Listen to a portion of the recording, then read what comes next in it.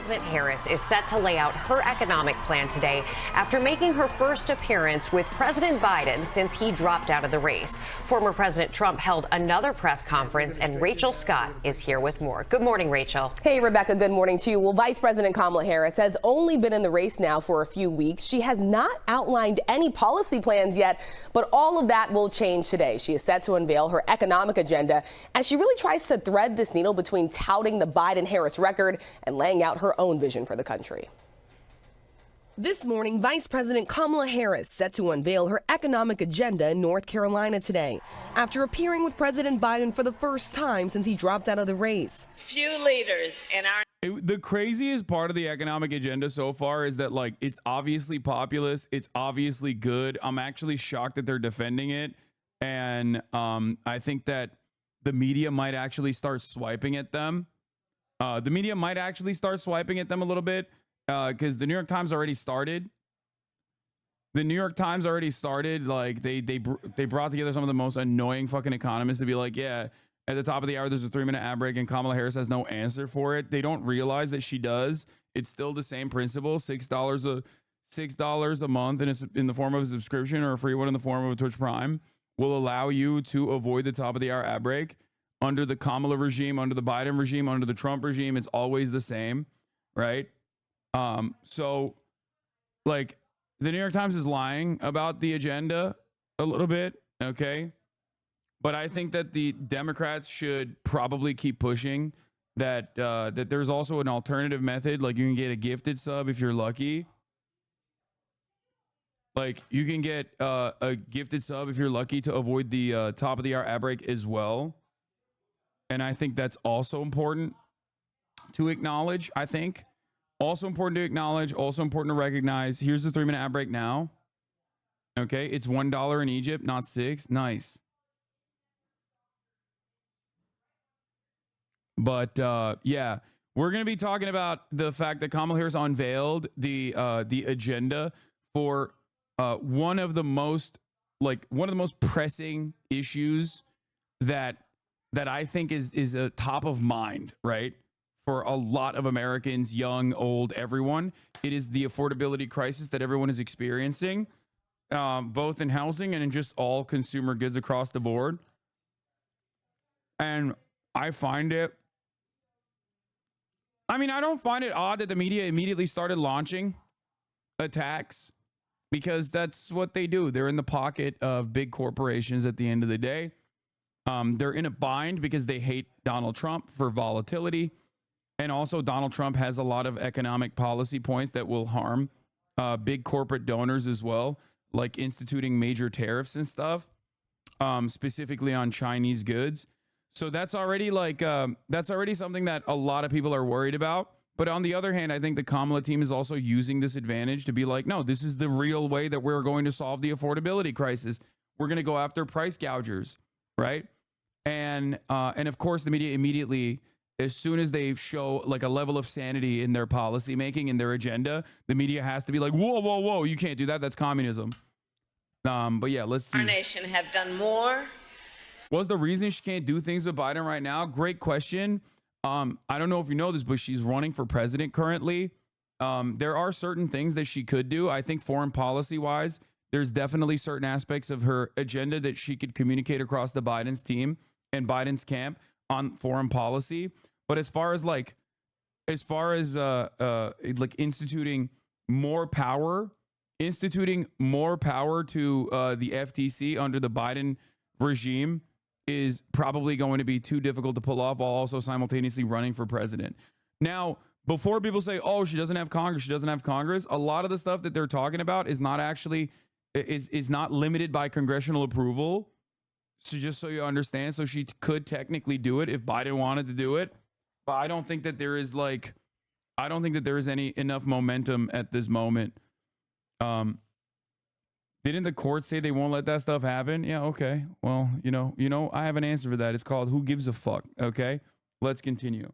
On so many issues, including to expand access to affordable health care than Joe Biden. The president touting the first ever negotiations with pharmaceutical companies to lower the cost of 10 drugs. Kamala and all of us in this room are going to keep standing up for Big Pharma I fought too damn hard to yield now. The VP does not have unilateral decision-making power. They have influencing power. Exactly. 100%. And like, she is already currently with this agenda, with this economic agenda, she's already personally saying that they're going to continue what they've done so far in the Brandon regime with respect to the FTC, with respect to Lena Khan. That's actually a really solid thing for the record. I do think this is good. I will always be honest with you. When I see the Democrats doing something good, I will tell you, okay? I will tell you. I think that, I think that personally running alongside Brandon like this, not the greatest thing, okay? But that's fine. It's okay. Biden has also made bold proclamations even when he was running as well. He's made bold proclamations about what he wants to do with the economy. So I think the Kamala campaign is basically continuing that agenda. And it's not necessarily a bad thing. It's a very good thing, okay? We're not backing down. But with polls showing most Americans are still dissatisfied with the economy, the vice president will offer her own proposals later today.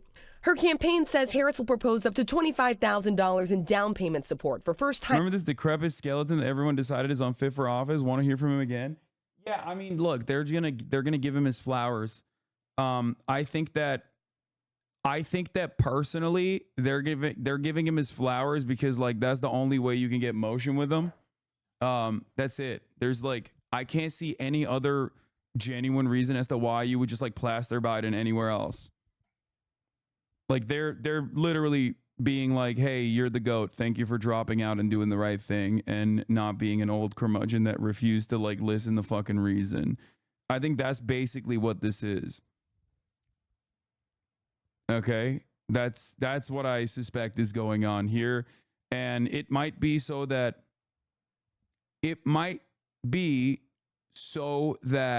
they can maybe get Biden to be more reasonable about some of the things that have to change right now when he is the president, when he has the power to set the stage.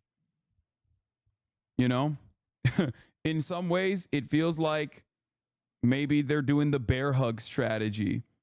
It also hurts the coup narrative. Exactly. When Biden comes out and campaigns alongside Kamala Harris, that completely deflates the idea that Republicans have tried to present, which is like the Democrats did a coup. Like it just destroys that narrative. You know what I mean? So that's probably another reason why they're doing that as well. But I think most importantly, they're keeping him around because like ultimately they want to keep him happy because he still is the president and he still has the capacity to completely fuck this up. All right, let's continue. Home buyers who have paid their rent on time for 2 years. Expand the child tax credit, providing up to $6,000 per child, and implement a first-ever federal ban on price gouging on food and groceries. I can only get so hard. I'm gonna be honest with you.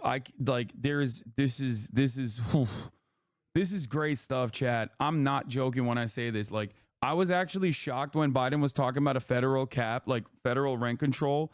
That's an insane policy. Like, that's not something that you hear from the Democrats a lot of times. Like, Biden originally instituted some kind of rent control that was like super, super limited. Okay. Super, super limited. Then he turned around and said, we're going to try to push for a federal rent control across the board and we're going to limit it at 5%. And that was also pretty fire. Every time they were like, bro, you're old, he would just come out and be like, I'm going to do another fucking progressive populist policy. Okay. Every time they would be like, you're old, please leave. He'd be like, I'm doing socialism, Jack. Phenomenal message, worst messenger. I kept saying that back then, and I will repeat that. Now, not the worst messenger, and the message is fucking great. So, I will give credit where credit is due. Okay, these are things that are genuinely good. It's one of the first times where I've ever seen the Democratic Party actually fight. Okay. Yeah, I did. Yeah. Can you actually set the bag up real quick? Wait, hold on. Let me. An idea already drawing criticism from Donald Trump. She wants price controls And if they worked, I'd go along with it too, but they don't work. The former president speaking at his golf club in New Jersey, surrounded by groceries for a press conference his advisors said would focus on the economy. We're going to have a crash like a 1929 crash if she gets in. Harris's running mate, Minnesota Governor Tim Walz, accusing Trump of rooting for economic catastrophe. There is nothing funnier.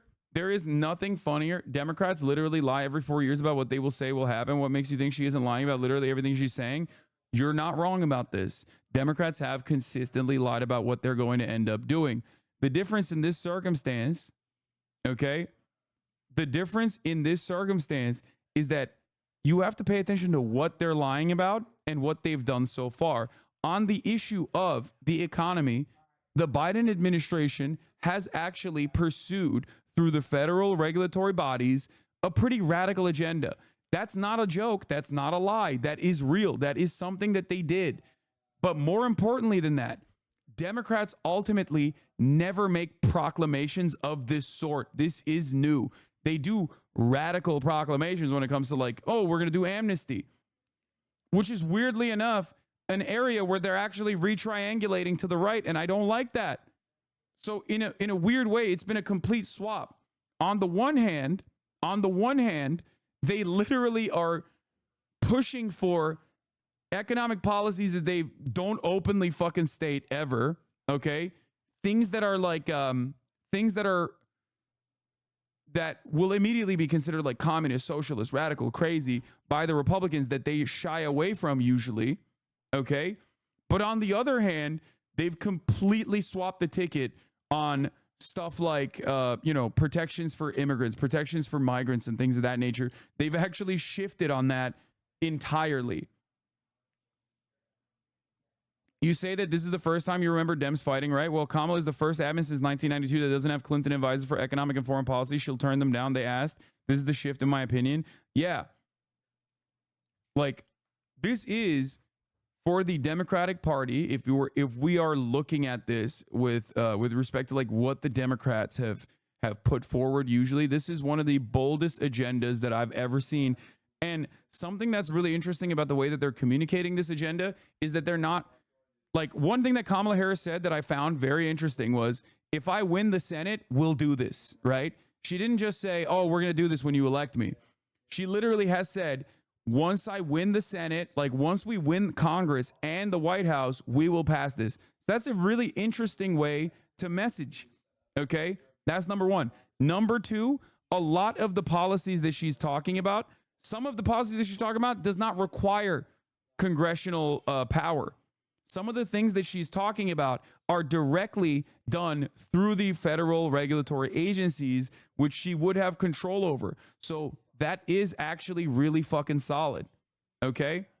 I put that to the former president. He's been saying that he believes that you want things to get worse so that you can campaign on it, that you're rooting for failure. What's your response to that? I wish I didn't have to do this. If our country were run by Democrats and it was run beautifully, where we were really being productive and everything else, I would have never done this. Trump went from discussing inflation to weighing in on the weight of electric trucks to calling Harris a communist. Some of his own Republican supporters have begged him to focus on policy, but Trump making it clear he's not going to change. I think I'm entitled to personal attacks.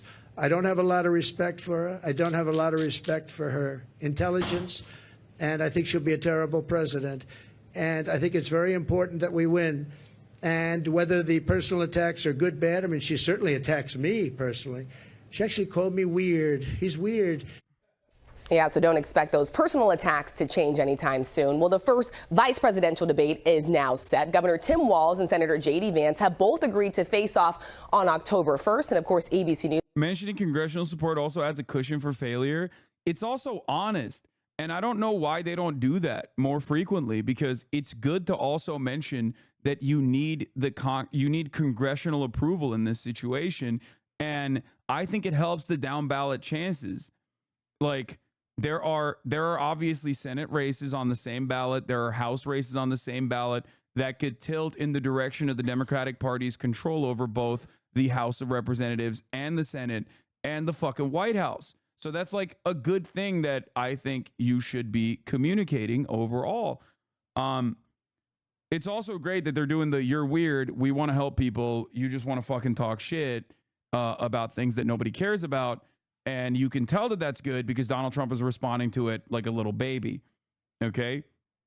We'll have the very first presidential debate between Donald Trump and Vice President Kamala Harris on September 10th, Rebecca. And there will be so much focus on that, Rachel. There's also focus on the vice presidential candidates, and our new poll shows how Americans are viewing them. Yeah, and this race has entirely transformed. This summer, a new candidate in the race and both campaigns choosing their running mates. So how are they stacking up? Our new ABC News, Washington Post, and Ipsos poll shows that Governor Tim Walz is getting more of a positive reception at 39% compared to his Republican rival, Senator J.D. Vance, who is at 32%. And it's not just the reception. More Americans approve of Walz for the job. Now, both of these candidates are veterans. Walz served in the National Guard, Vance in the Marine Corps. Our poll shows that Vance is polling slightly higher among veterans. This is notable given. That's not surprising. Come on. Come on. We know why. That's because he's red. He's a Republican. That's it. Yeah, that is the least. First of all, a lot of vets are hogs. Okay, if you're unfamiliar, it is. You think it's surprising? Come on, dude. It's because he's fucking Republican. Vets are hogs. This is surprising to me.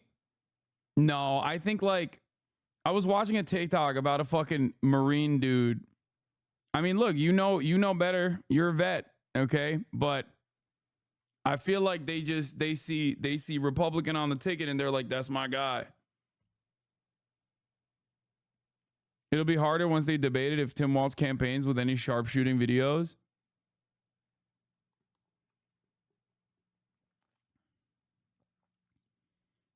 A lot of vets get a steady dose of Fox News. Yeah, there's a shit ton. There's a shit ton of hogs in the field of vets in this country. That doesn't mean that there aren't like plenty of fucking, even socialist veterans and whatnot. Obviously, many of them in this chat, but like, that's not shocking to me at all. All of the backlash and criticism that Walz has faced for how he has characterized his military career. Lindsay. All right, Rachel, thanks so much. Kamala Harris finally. Kamala Harris to unveil economic policy, absolute socialism. So we're going to dive into this stuff. Okay. We're going to dive into this stuff. Here is one of them. Here's some of the top of the line, things that she unveiled. $6,000 child tax credit for newborns in the first year. Major. Restore Biden's child tax credit up to $3,600 monthly checks. Incredible stuff. Up to $25K in government assistance for first-time buyers with, I think, like perfect renters credit. That's also pretty solid. Universal $35 insulin cap, which was already like a continuation of the former. Like a lot of this stuff is a continuation of Biden's policies, right? Universal $35 cap is an extension. Like it builds on the prior momentum on this sort. $2,000 out-of-pocket cap for pharmaceutical drugs. Incredible work. Other provisions include federal ban on price gouging. This is the one I like a lot, okay? For food and groceries, providing FTC new power to penalize companies. That's major.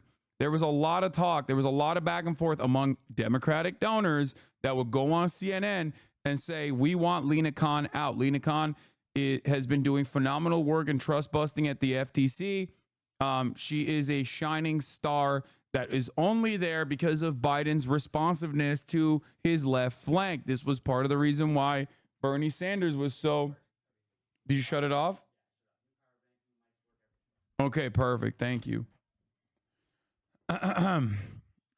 So all of this, I would say, all of this are pretty good, pretty good signs for the future. If Biden has so many good policies, why didn't he use them as talking points during his campaign? Great question. I think the answer is he was so fucking old and so decrepit.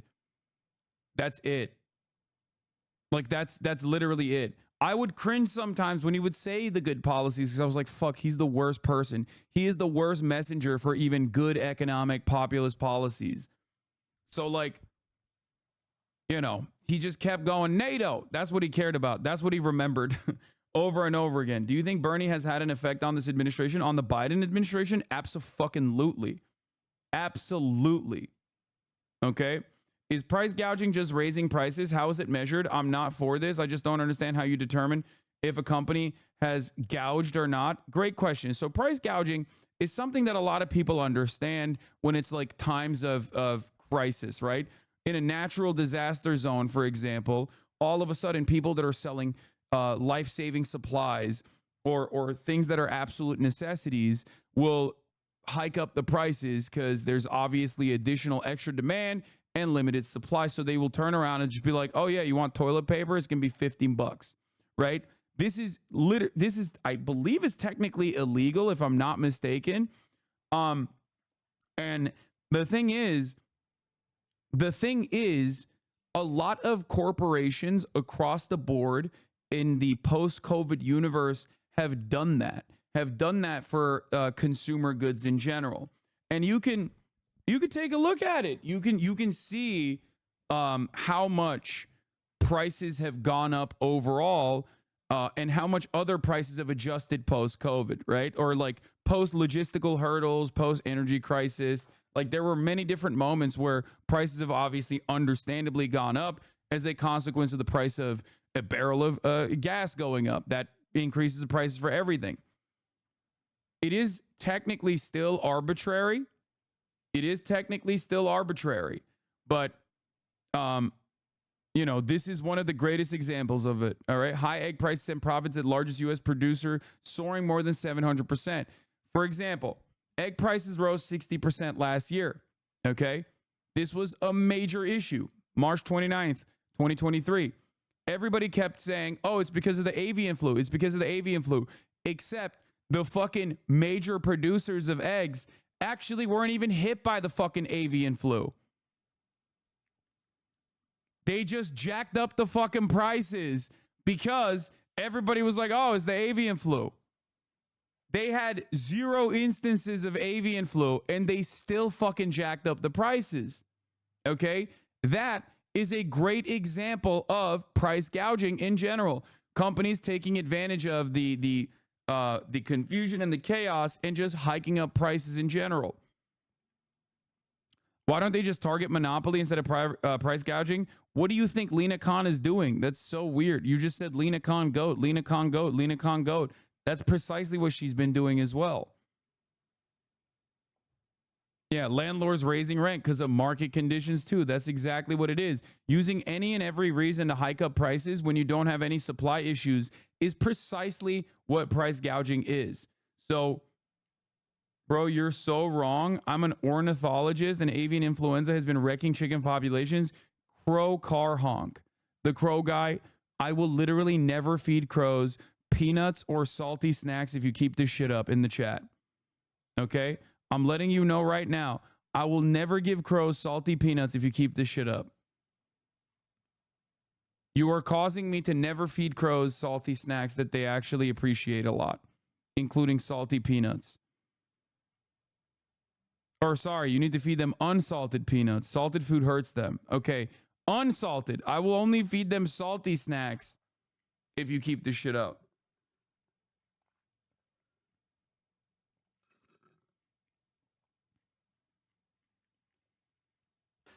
Don't make me.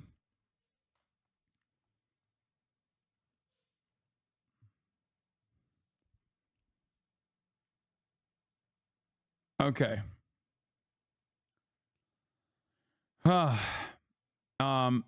Anyway, we're going to continue on the price gouging stuff in a second. So there's other cool shit in there. Obviously, the EITC expanding that as the earned income tax credit. Working with states to cancel medical debt is a huge one. That's really fucking popular. It's really solid in general. Extending ACA subsidies. That's fine. I think that what they should be doing is also expanding Medicare in general. That was a Bernie policy. It's like literally the most popular out of all the policies that Bernie Sanders actually tested. When the latest Data for Progress poll, the latest Data for Progress study that came out that showed that was polling at like an 80% approval rating or something, like putting dental vision care on Medicare is like insanely popular with a constituency that actually reliably votes. We're talking about, you know, obviously 65 and over. These are people. These are people that do vote reliably. These are people that love their health care. They love their health insurance. So it's a really solid way to sneak in Medicare expansion in general, lower the fucking age of Medicare to 55 maybe, you know, and slowly but surely you arrive at Medicare for all, who knows. So there's that. Clever way to think about what's happening on CTC, child tax credit. The next question is, how does Harris pay for these initiatives? The temporary Biden CTC alone was $1.4 trillion or so over 10 years, and a blanket extension of ACA subsidies is $270 billion over a decade. Okay. There are also some supply side initiatives for home building. I think expanding on 3 million homes, like opening up the way to allow 3 million additional units to be constructed.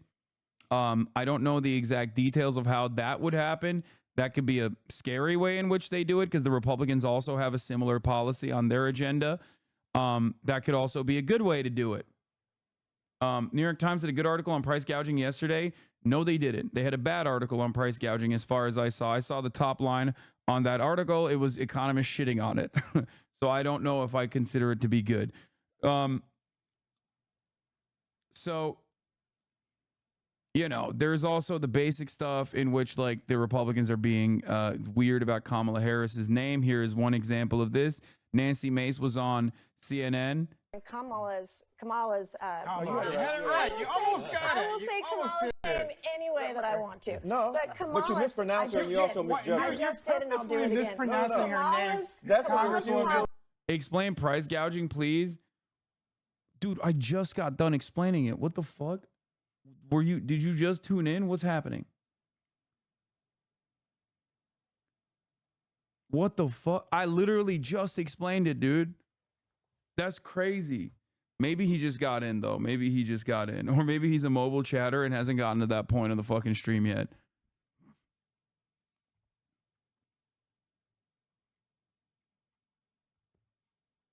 I don't know. This is like a real, oh, they didn't teach us this shit in school moment where it's like, maybe you just weren't paying attention. Okay. What? Alan Lichman's son responded to you?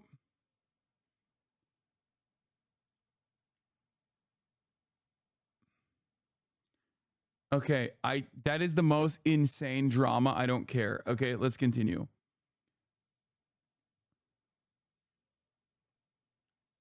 Quiz slandering mobile chatters. Yeah. Okay, let's continue. So there was this. I'm a mobile chatter. Please be gentle with us. Anyway, what time are you going to the Beyblade tournament? Okay, guys, stop memeing. My ADHD is out of control today, and you guys are abusing it. Okay, you're using and abusing my ADHD today. Oh my God. Okay.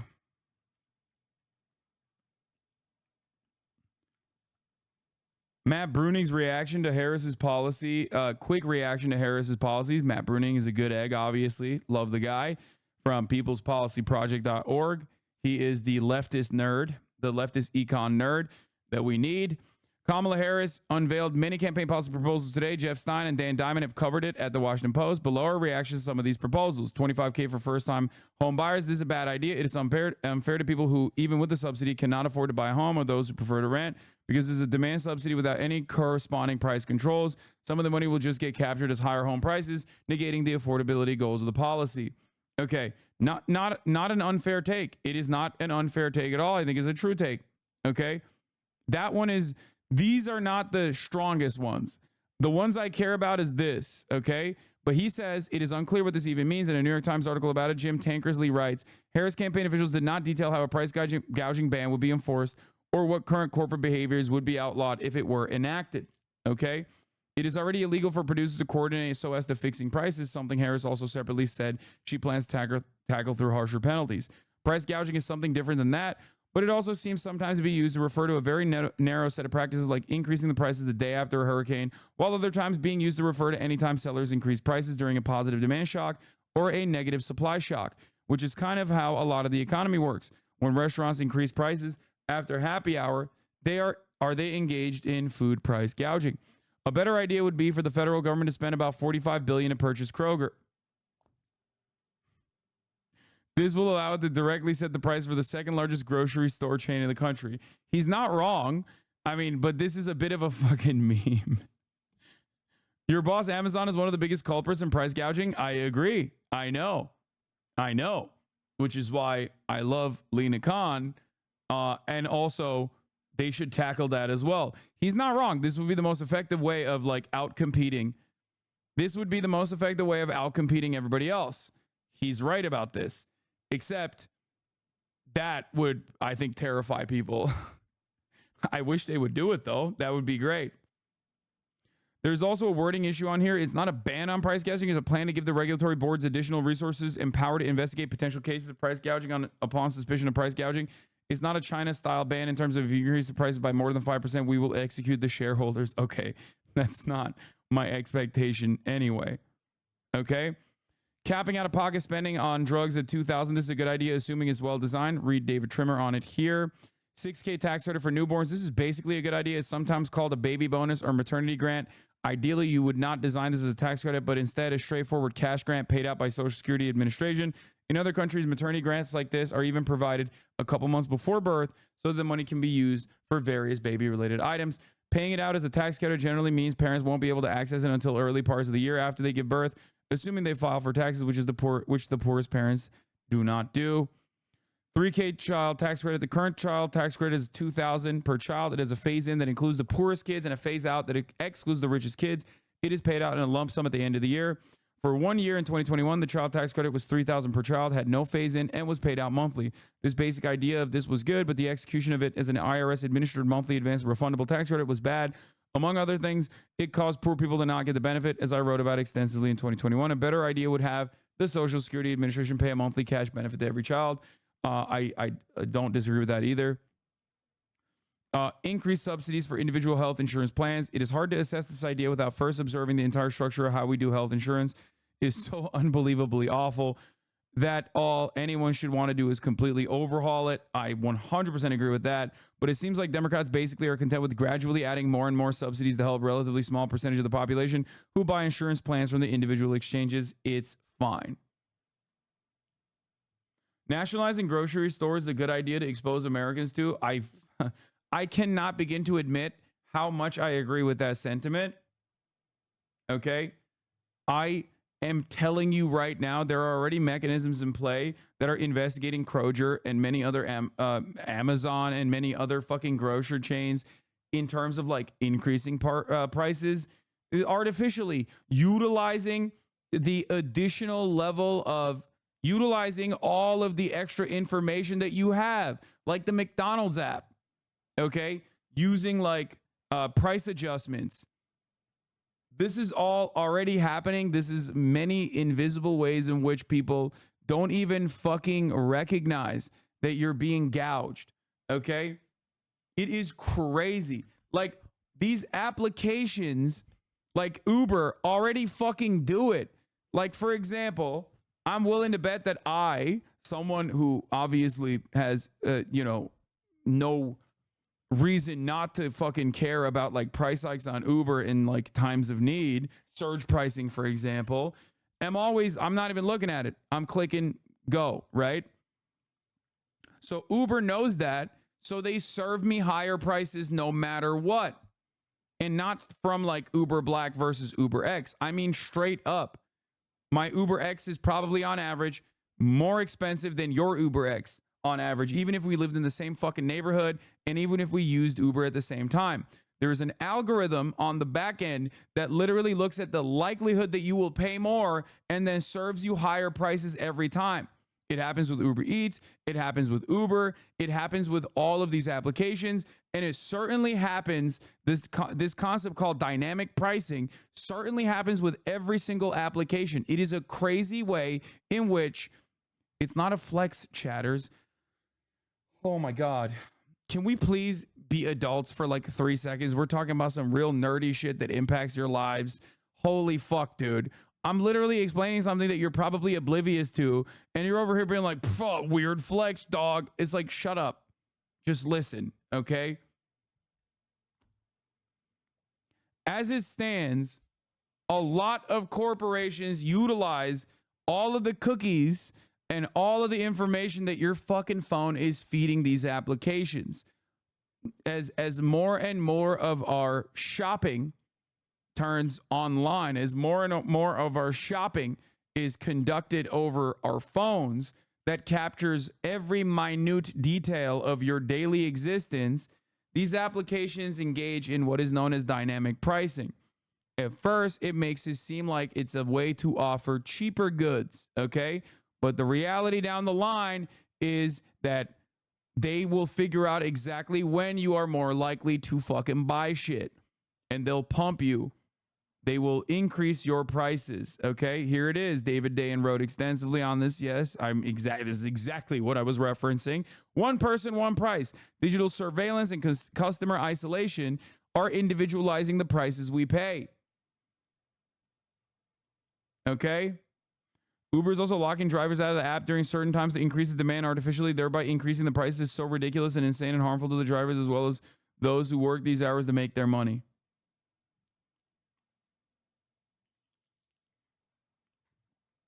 It's corporations determining your propensity to consume the goods / product and maximizing how much profit they can extract out of you without turning you away. Yes.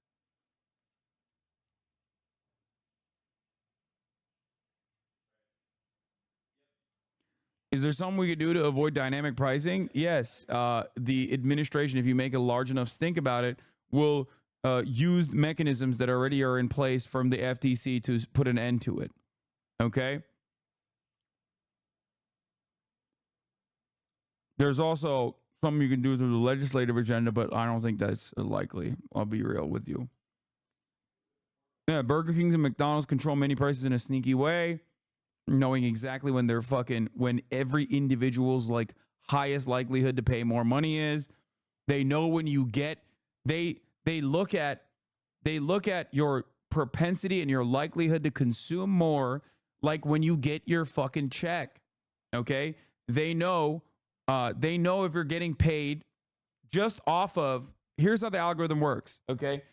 Simply off of how much more likely you are to consume, they know exactly when you're getting payday, okay?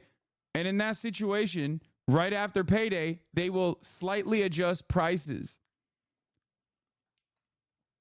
They will slightly adjust prices and increase them in an effort to get you to pay higher prices than you normally would. It's fucking nutty. How crazy is that?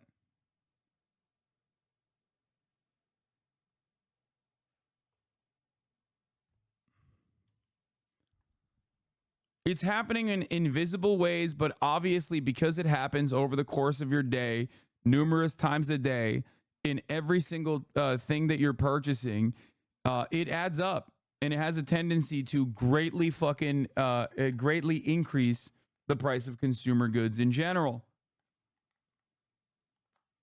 Okay? What was your solution to the issue with the 25K home buyer policy? Oh, I'll explain. 25K first time home buyer policy is like populist, not the best solution. The best solution is something else that they've also suggested, which is opening up 3 million additional housing units, which is nowhere near enough. But overall, I think that there's a little bit that I agree with the Yimbys on this, where, some of the zoning restrictions are completely unnecessary, especially in high density areas like fucking San Francisco, for example. Okay. High density housing is definitely a necessity in a lot of these places. I don't mind it. I think it's a good thing. Deregulation of housing construction, on the other hand, can mean something very nefarious and very dangerous. When, for example, Trump talks about that, I get a little scared because I don't think he's talking about fucking single family zoning being abolished or whatever. I think he's talking about fucking putting up silly putty houses. Okay? That's one. Number two, and this is perhaps the most significant This is perhaps the most significant way to solve the housing crisis, which is public housing, social housing, council housing. If you're British, that's how you call it. Yeah, lad. Council fucking housing, council flats, mate. Council fucking flats, mate. The government needs to step in and create a competitive product that will deflate the actual existing housing prices. Sorry, it's just fucking unacceptable. I know this guy made a snide remark. It said, no more gated mansions. Yeah, you're right, dude. It's me. I'm the problem. You're right. The one guy who owns a house, who regularly advocates to lower the value of this house that I have, I'm your fucking enemy. You're right. There has never been a moment where I have not been an advocate and have not been a fucking full-blown fighter for opening up additional housing units, not in the form of fucking ADUs, by the way, not like every single homeowner becomes a landlord type shit, but straight up an advocate for socialized housing. It's ridiculous.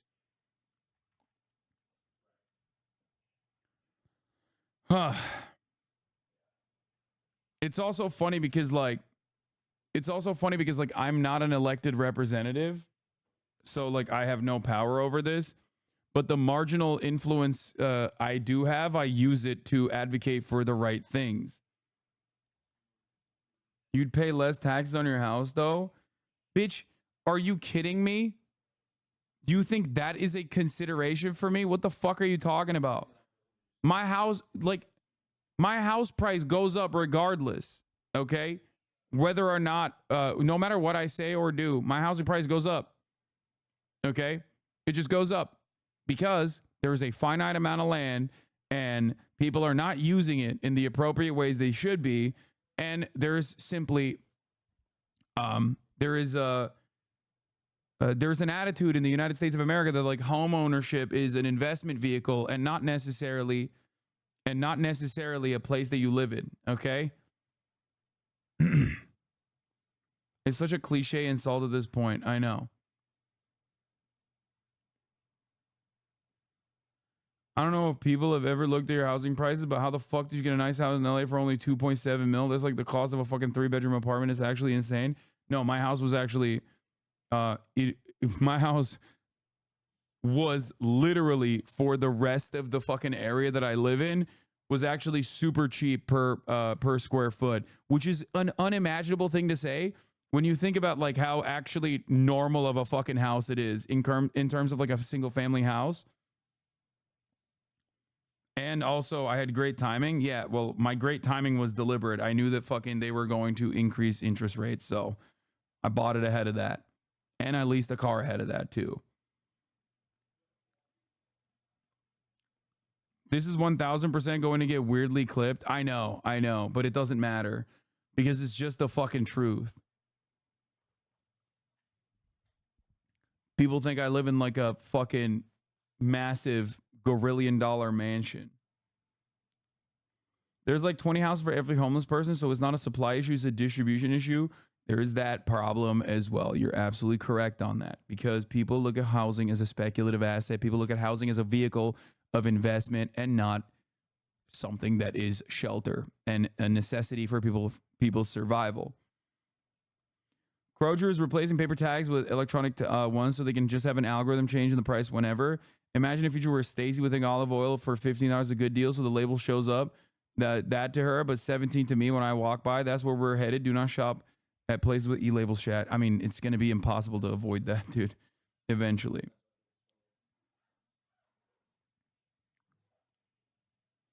How the fuck are you leasing a car? That's just a horrible use of money. It's an electric vehicle. There is no reason to fucking purchase an electric vehicle. Everybody always roasts me for leasing a goddamn EV. But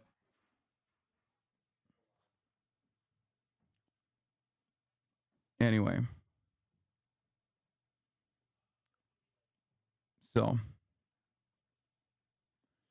Wait, I thought you bought the Taycan? You tell me all those nice car Andes are mad about a lease? Yes.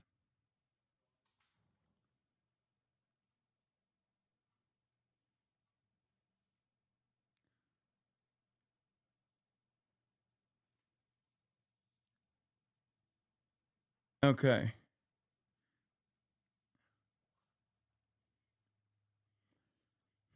The $2.1 billion machine fern video, McDonald's machine fern video goes over exactly this. Yeah. Wait, why only leasing an EV? Have you seen what fucking prices look like for an electric vehicle? It's a new market in general, new technology, new innovative ways, completely fucking write off older models like that. There's also battery lifespan issues in general. I think that is, and it's also super expensive unnecessarily. So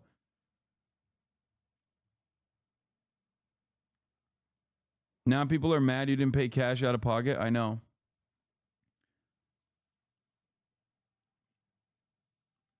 That's why I leased my EV. If you want to replace the EV battery, it's like just buying a new car. Exactly.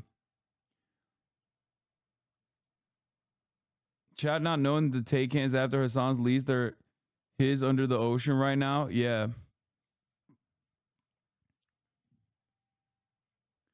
Leased it and didn't even get the Turbo S, broke ass millionaire. Okay, bro. Well, whatever. I think that it was a good thing to do, even though my brother and all my friends, like my fucking finance friends, some of my best friends in finance, still yell at me about that decision every fucking day. Anyway, You're at Mc. I still think it was the right move, but what the fuck do I know? I'm an idiot. Okay.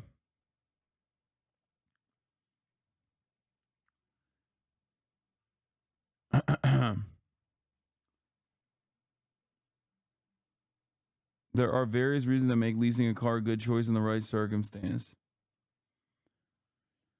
Okay. Yeah, Harris plans to ban grocery price gouging. What does the evidence say? Price increases when demand exceeds supply or textbook economics. The question is whether and how much the pandemic yielded the excess take.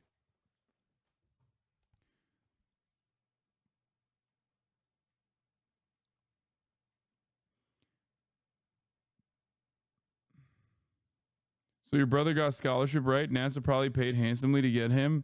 None of those things happened. His scholarship was called having an older brother who won the fucking lottery by being a Twitch streamer that became successful, who paid off all of his student loan debt.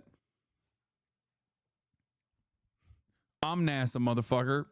It's HasanAbi.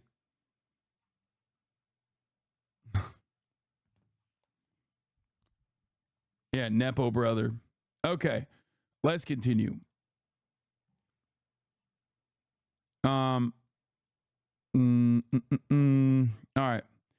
Let's hear what the Republicans have to say about this. Debuting her economic platform in a few hours. It's got new tax credits, costly support for first-time home buyers, and a federal ban on, quote, price gouging. Harris specifically calls out grocery stores taking advantage of Americans. But look at this. Retailers reporting profit margins at 1.6%. Dude, this is fucking insane. Okay? This is actually insane. Bro.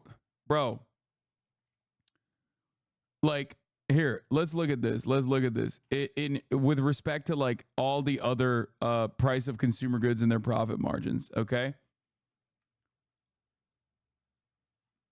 The economic genius is Brian Kilmeade. Yeah. Sometimes you hear, but grocery is a low margin business. And I think the correct thing to say is it was a low margin business until the pandemic. One thing that has been notable about grocery prices during the pandemic is that their earnings behavior has been empirically different from the rest of retail.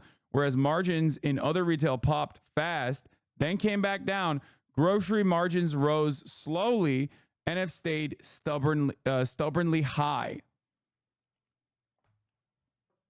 Factors like avian flu and substitution towards high-margin store-brand products may have had some effect during this time, but this is a larger, more persistent shift than I would have expected from just those temporary peripheral factors. Just steal groceries, simple. People do that. And that's why shrinkage has increased while profit margins have stayed up. Why? Because the pesky, incredibly costly part of the grocery business is obviously hiring people. How does shrink increase? Well, you no longer have cashiers operating cash registers, and you have self-checkout. With self-checkout comes more opportunities to steal, and many people do it.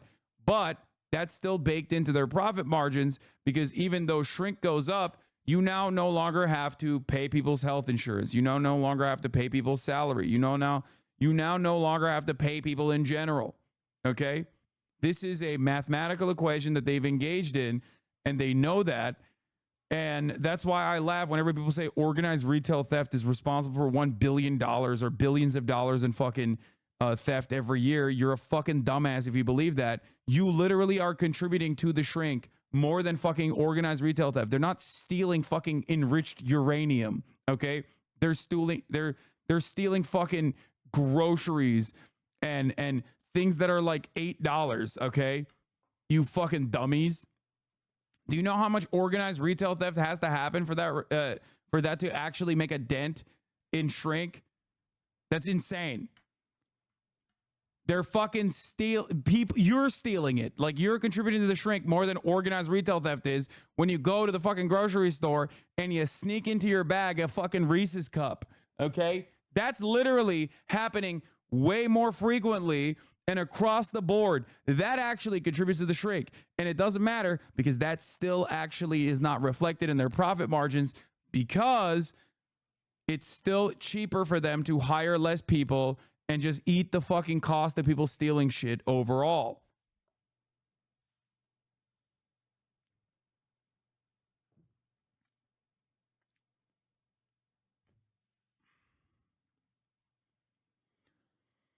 Huh. 5% being the lowest. I wonder if we can't feed people. Maybe AI will fix this. Yeah. Look at this shit, dude. Retail trade margins by subsector. Fucking boom. All other retail explodes. Okay. Dips back, normalizes a little bit, but still rising steadily. Whereas food and beverage retail, big bump. Okay. Another massive big bump, dip, another massive fucking bump, and just continues.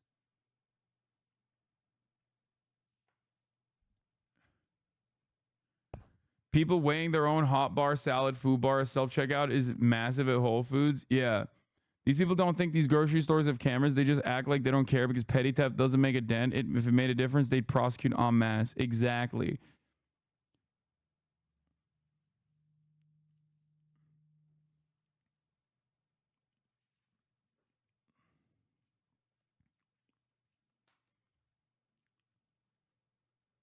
Shrink isn't even just theft. It accounts for products that spoil and other stuff too. Exactly. Shrink has increased alongside more consumer goods being purchased. When foot traffic increases, shrink increases. It adjusts to more foot traffic. It adjusts to more consumer goods being purchased. That's all this is. There's breakage in the logistical, in the supply chain.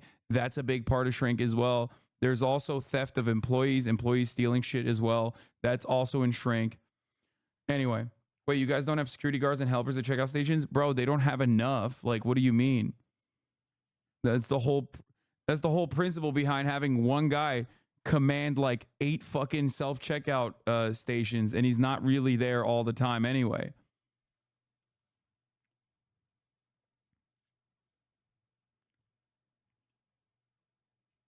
But yeah. Yeah, also people get paid too little to carry it. Imagine fucking, what are you going to do? You're going to fucking go Punisher mode on like a teenager for fucking shoplifting a Skittles? Like, what is wrong with you? Nobody gives a fuck, you know? No one's paid enough to care. Anyway, so that's always ironic when people talk about that shit. Really? Is that gouging? Former Trump chairman of the Council on Economic Advisors twice, Kevin Hasan, joins us. Kevin, from what you see and for what's been framed out for us this morning, what will this do? Like, for an economist, this is about the most terrifying proposal I've ever seen, because what Kamala Harris is saying is that the government needs to set the price of things. And she's starting with food, but I guess if they're going to set the price of food, they might as well set the price of everything else. They've also... Wait, first of all, we do set the price of food, okay? Make no mistake. Whenever someone who is an economist claims that the government doesn't set the price of food, they're lying, okay? Of course we set the price of food. Here's how we set the price of food currently. We set the price of food with farm subsidies and agricultural subsidies. That's number one. We also set the price of food by offering welfare and economic help to those who work at places like fucking Walmart, okay? These are retailers that get billions of dollars of federal help to adjust their prices, adjust their wages as low as physically, humanly possible without like literally killing their fucking employees. They do that, okay? They do that on a daily fucking basis. This is simply asking for a return on that, okay? If you're making an investment, it's perfectly valid for you to ask a return on that investment, okay? It's ridiculous. I think the government should play fast and loose a little bit more. I think the government should play hardball a little bit more, okay? That's all I want. Hey, HasanAbi, just want to thank you for giving me the opportunity to earn money. I'm a 27-year-old living with cerebral palsy at home and unable to work. My dad passed away from brain cancer 12 years ago. And since then, my mother and I have been moving from one family member to the next. So thank you again. Hell yeah, chatter. I don't know. I assume you make like you make money off of HasanAbi clips, right?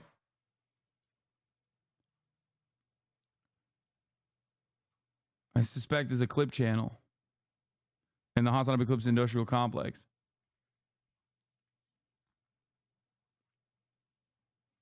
Republicans fucking complained about prices as a political talking point over and over again, especially because it was a real problem that a lot of people are experiencing.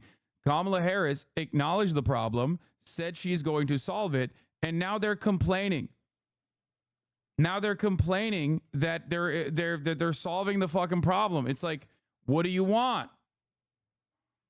What the fuck do you want? About, you might recall the Biden administration saying that they want to set rents, that they think rents are too high, so they're going to have the government decide what the rent for your apartment should be. Oh my God, I would nut if they did that. That'd be so fucking sick. Jesus Christ, they should literally do that. Holy fuck. This is absolute socialism, and it never ends well. If you go back and look at the countries that have tried this, like... They want not a black person to do it? Nah, it's not that. They want Trump to win for that reason as well as other reasons, but like it's also because like these guys, you have to remember there's a higher order than even white supremacy here, okay? White supremacy is a very powerful motivator, but the highest order is still capitalism, okay? Üçte. Sol. That's it. They'll say Vuvuzela is coming. They're going to say the V word. Trust me, it's coming. They're going to say the M word, Maduro, and they're going to say Vuvuzela. It's coming. Cuba, Venezuela, Ukraine, back when the Soviet Union organized it, then it leads to famine and shortages. And I was just in Lisbon, Portugal, where they still have really aggressive rent control, and all of the apartments are empty because the people who own the buildings can't afford to rent them to people because... Dude, talking about former Soviet Republic nations and housing in such places is such a funny fucking thing to bring up because they literally have like 80, 90% homeowner rates. Okay? It's actually insane to bring that up. Quite literally the exact opposite of the reality that he is mentioning. Okay? The rent is so low. And so this is an absolute disaster. Right. This is socialism at its highest. And the really chilling thing is that, think about it, it's right before the Democratic I don't know about the Portugal part. I don't know. He just snuck that in there. National Convention. She's the nominee. She should be trying to moderate her. All former socialist and socialist countries have high home ownership rate above 90%. Cuba, China, Vietnam, Laos, Poland, Russia, former Soviet republics, Albania, Romania, Bulgaria, Hungary, and all countries of ex-Yugoslavia. Home ownership in the DPRK is 99.8% according to some sources. I mean, I don't know about DPRK, but like, because I just don't know if there's reliable data from DPRK. But ultimately, you're right. A lot of these former Soviet nations have incredibly high home ownership rates in comparison to the United States of America. The United States of America is still relying on the GI Bill and other additional social safety nets that made home ownership a reality for many Americans that is the reason why there's still a relatively higher home ownership rate in the United States of America than you would think. I believe it's around 60% or so. Because you would probably assume if you're younger, if you're under the age of like 45, home ownership rate is nothing. Okay. So you think that's laughable. You're like, what? Home ownership rate for who? But in the United States of America, it's still around 65%, something around that. And that is because homes used to be affordable, and also there was a lot of help for home ownership in general. But of course, with every other aspect of the American economy, many people took advantage of the loopholes, or rather the help that people got. 99% of home ownership of shitholes. What? That's not true though. What's the quality of those homes? Okay. That is some freak behavior. Okay. The idea that you're like, oh, it must be a shithole is just American exceptionalism and copium at the highest degree.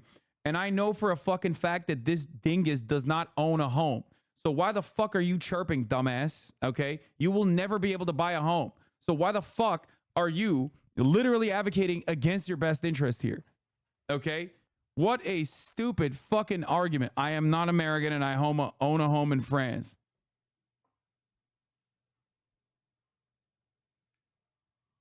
Oh my God, dude. Homes in ex-socialist countries are shit. Not recognizing that a lot of the home ownership price adjustments come from actual working class fighting to ensure that the prices are normal, okay? Still benefiting from that in a place like France, and then chirping about America is hilarious, okay? See yourself out of this fucking conversation, dumbass. I've already brought up the example in the United States of America, okay? For example, the United States of America having 65% home ownership, French home price normal.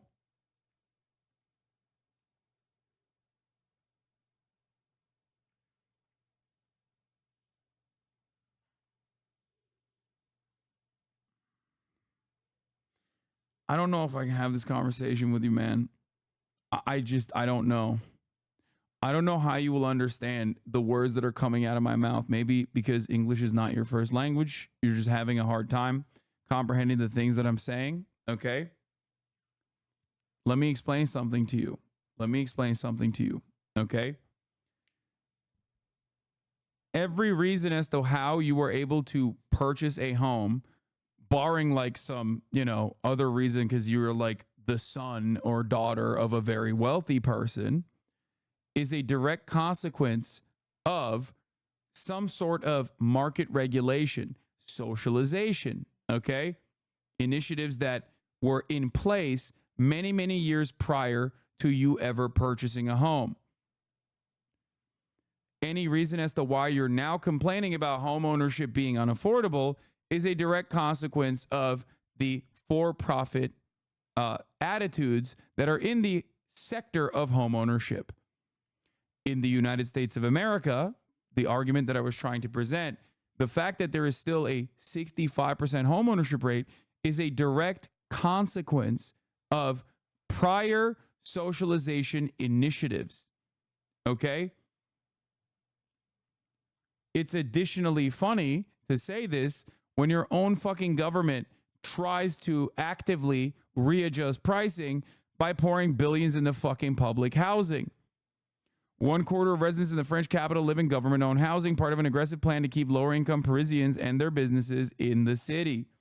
There is no place on the planet there are very few places on the planet outside of the United States of America where there's like high density population centers where housing prices have skyrocketed in a similar capacity. Canada is one example of this, of course. All of those places have completely unshackled and unrestricted home ownership and have caused housing prices to skyrocket and make it incredibly unaffordable. Okay? The way to combat that still absolutely stems from good public policies like public housing.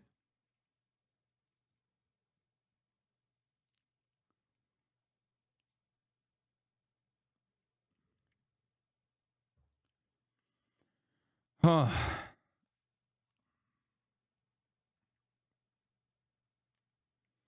I'm not a son, but very lucky and privileged. Most people my age can't afford a home I bought.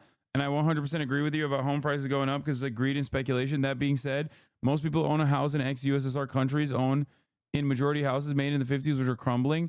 Brother, you do understand that ultimately being able to own a house is still better than being homeless, right? I think we agree. Being able to own a house is still better than fucking being a permanent renter. And the only way to arrive at that is with these kinds of initiatives. So what the fuck are you chirping and coping and being like, oh, well, their houses suck shit though? Also, it is additionally ironic that you're talking about how those homes were built in the fucking 50s or whatever. What do you think has happened in the United States of America? Especially in a place like Los Angeles, California, where there isn't a lot of weather conditions that ruin the available housing inventory. So most of our houses are also built in the fucking 50s. Anyway. There is nowhere on this planet in which housing prices have just like, increased on its fucking own without any sort of, and the government tried to like set initiatives. The government tried to decrease the price of housing units by offering additional social housing and failed to do so. Okay. As a matter of fact, if you look at places like England, for example, places like London, where housing is completely out of control, housing prices are completely out of control, it is a direct consequence of Thatcher's policies of selling off council housing, social housing, and privatizing pre-existing units that once were controlled by the government. Okay? I want you all to selfishly have houses for yourself. I want there to be social housing so you have additional income to spend at the top of the hour in order to afford the $6 a month top of the hour avoidance fee in the form of a subscription. If you no longer want to see the ads at the top of the hour, which are 3 minutes long, that is what you need to do. You need to purchase a subscription for $6. You can also get one for free in the form of a Twitch Prime. Twitch Prime is free as long as you have an Amazon Prime account connected to your Twitch account, where you get one free Prime subscription a month. Here's a 3-minute ad break now. You can also get gifted a sub. Stop saying I fumbled the delivery. It's hard to talk sometimes. Let's get back to Kevin Hassett. Her positions to appeal to swing voters, and instead she's going all in on socialism. So what it means is these people really are that way. These people really believe in socialism. They want to change this country, and they're willing to say it, up front right now. And it's astonishing to me that she would do that. But Kevin, here's how you could spin it. Don't you care about first-time home buyers? Don't you care that people have health care debt? Don't you care that students have, people in the workplace have student loans? And if you don't, you have no heart. You don't care about people. You only like rich people. That's the spin for people that want to push back on what she's presenting.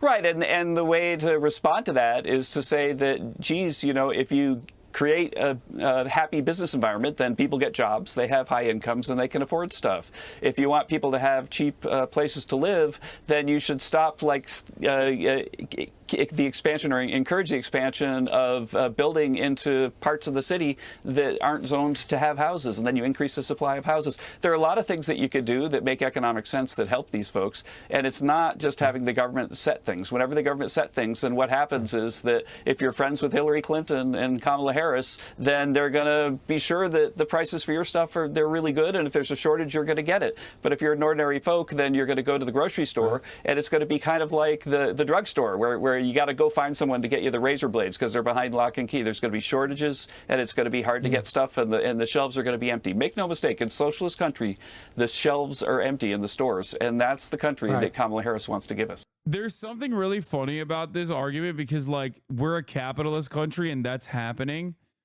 We are the most capitalist country, and that's happening. So I guess it has nothing to do with anything that you're saying. and there's some mythical socialist. Like, you think that's happening in China, bro? China's socialist, right?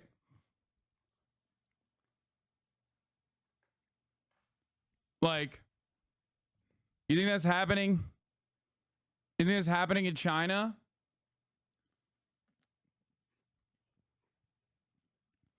So much of this quite literally is pointing to like things that are happening under capitalism and being like, guys, this is positively socialist.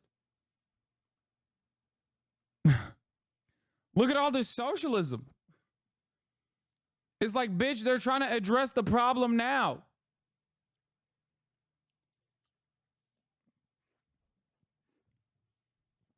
Fixed margins for necessities, including foods, rent, healthcare, nationalized grocery, like the government military commissary, raise the minimum wage, Airbnb, build housing, bike lanes, and public transit. How good is the standard of life in China? Pretty fucking good, especially if you live in the cities.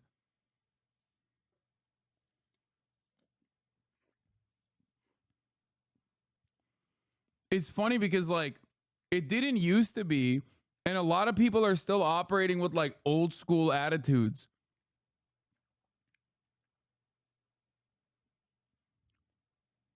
Like, guys, I don't think people understand, like, we had a medal drama going on. China tied with us for the number of gold medals at the Olympics. America still won in the overall medal count, but ultimately China tied with the number of gold, and we're defeating our asses actually throughout the duration of the Olympics. Okay? Very different world that we live in now. Very different world that we live in now. Okay? That's like one silly metric of success. One silly metric of success to look at overall.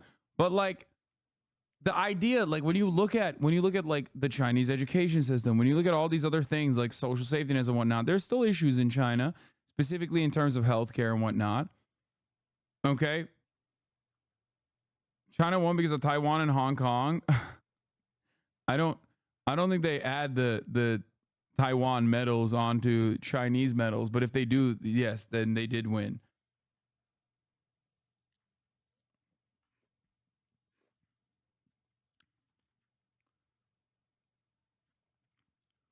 I work at a tattoo shop owned by a Chinese national. My coworker just arrived from Shanghai 4 months ago. His accounts of his life in China as far as standard of living make U.S. look like pure shit. He's struggling to adjust because he's finding that none of his basics provided by the Chinese government are in effect here. Yeah, the greatest lie ever told to the American population, I think, is this like false notion that Americans, one, don't pay a lot in taxes. What they don't realize is like our government provides nothing. Okay. In comparison to every other country, there are so many things that the government actually makes cost efficient. So many things that the government actually regulates. So many things that governments actually make cheap. Okay. Yeah, sure. Like people think that they pay fucking significantly more in taxes too. It's not necessarily that they pay significantly more in taxes. Depending on obviously higher earners, they do. Okay. But even when you live in a place like California, if you're in the top of the top margin in the tax bracket like myself, I'm paying fucking France-style taxes. I'm paying European taxes. And I get nothing in return for it. I got nothing to show for it. Okay? Because most of that is just still going to America's superiority in the form of military all around the world. It's going to America's military allies.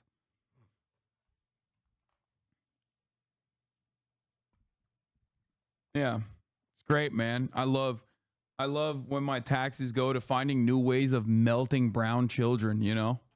It's the sickest. I feel so safe and so good.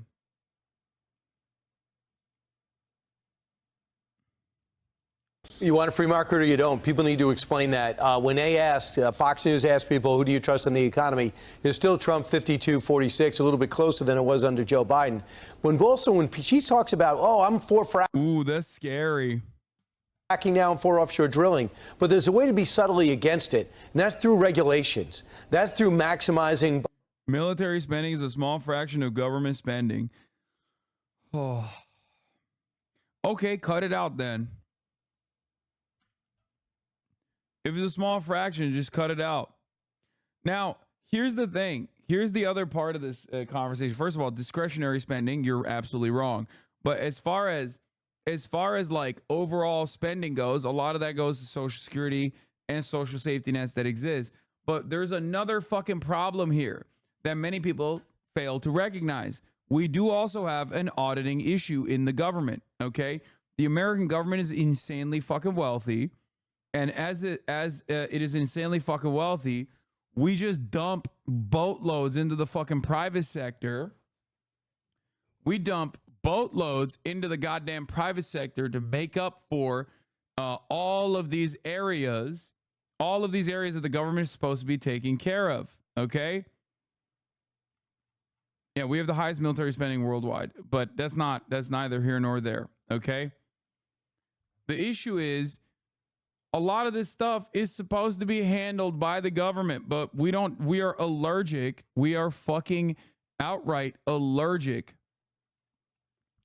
to having the government manage any of this shit. And then we consistently talk about how the government bureaucracy is getting in the way of innovation, or government bureaucracy is getting in the way of fucking this or that. It's like all of that stuff is still handled by the private sector. We just dump fucking truckloads of money to the private sector and expect the private sector to fix these fucking problems. And of course, nobody wants to fix the fucking problems, especially when they're literally tied to other private sector interests in order to not solve these problems. The greatest example of this is in like a state like California, where we outsource all of these problems in the state to private sector operatives, and they never actually fucking build additional housing units or build homeless shelters or whatever the fuck. And they just park all those assets. Why? Because on the other side, they're benefiting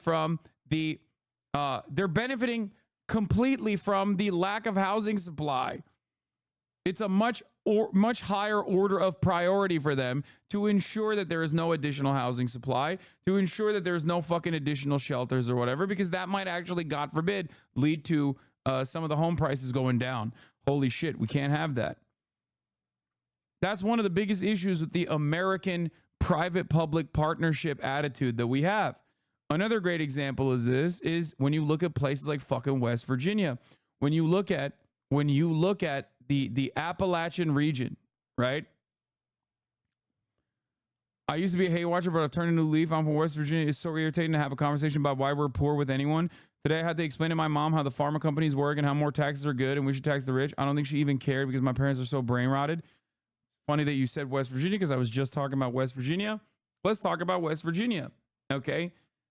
People in the mountains are not like weird mountain people with a different brain than the rest of the white population. Those are areas that used to have industry, okay? And at the time, the American government, instead of offering services to those people, left it up to the specific sectors to take care of the people, okay? They even gave them subsidies to take care of those people.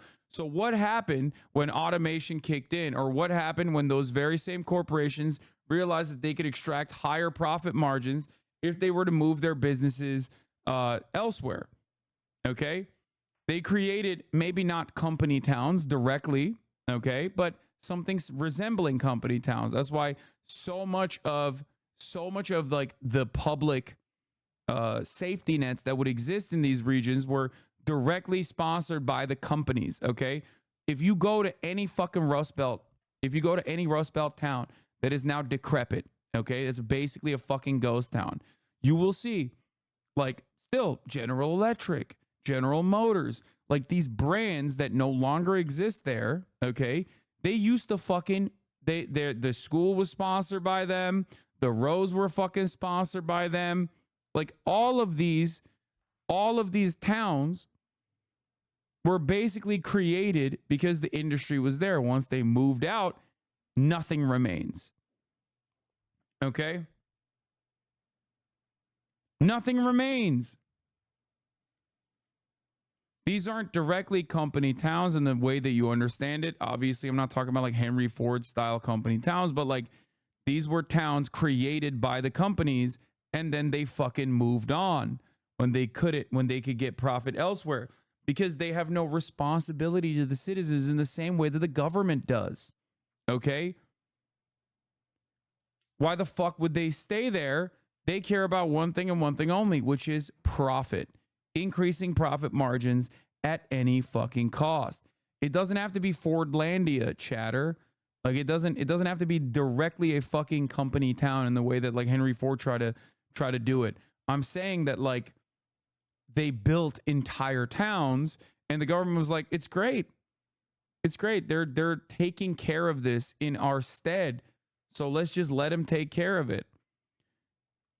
Another example for Appalachia is Walmart, right? Walmart comes in.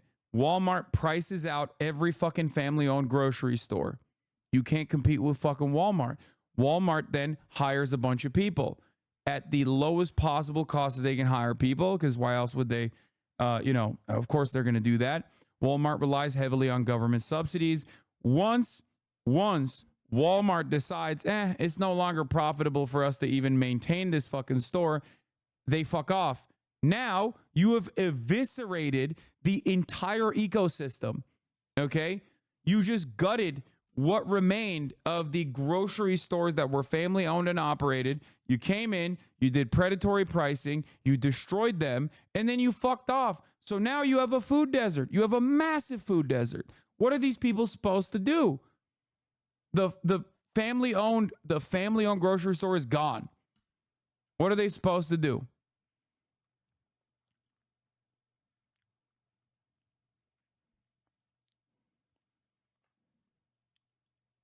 Anyway.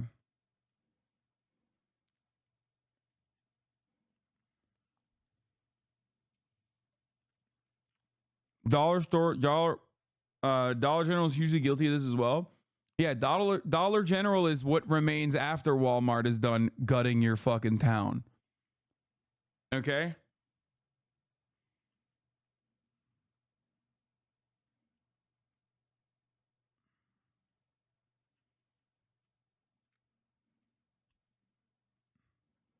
And they're bad too.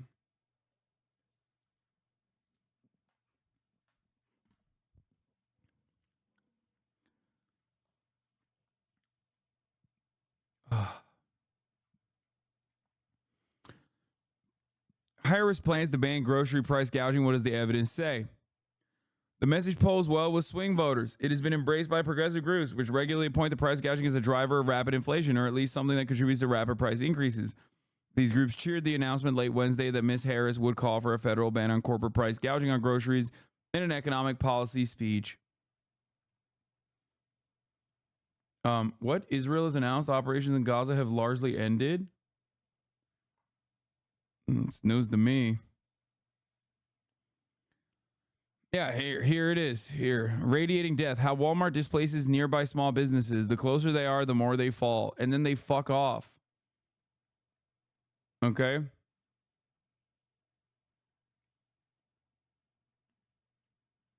But hey, keep paying attention to El Salvadorans coming over the fucking border. They're the ones who are robbing you blind, right?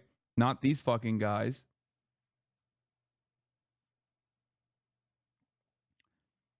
Anyway. But the economic argument over the issue is complicated. Economists have cited a range of forces for pushing up prices in the recovery from the pandemic recession, including snarled supply chains, a sudden shift in consumer buying patterns, and the increased customer demand fueled by stimulus from the government and low rates from the Federal Reserve.